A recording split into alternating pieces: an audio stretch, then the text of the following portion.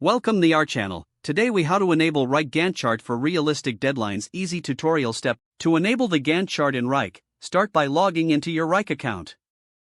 Navigate to the workspace where your project is located. Locate the project you want to visualize with a Gantt chart. Click on the project to open its details. In the project view, look for the Views option at the top of the screen. Click on the Views drop-down menu. Select Gantt chart from the list of available views. Once selected, the Gantt chart will load, displaying your project tasks. Take note of the timeline along the top of the Gantt chart. You can adjust the timeline by clicking and dragging the edges of each task. To set realistic deadlines, assess each task's duration. Click on the task you want to modify. In the Task Details panel, adjust the start and end dates as necessary. To add dependencies, click on a task and drag it to another task. This will create a visual link between the tasks, indicating their relationship.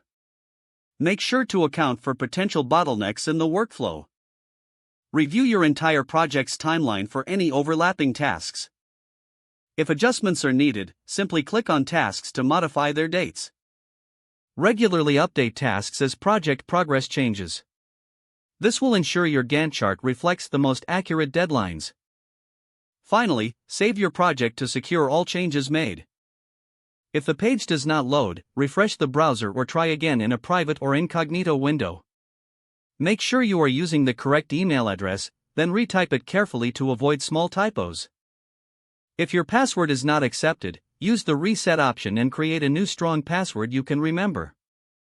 Check your spam folder for verification or security emails, then complete any requested confirmation steps. Enable two-factor authentication if available to improve account security and reduce unauthorized access risk.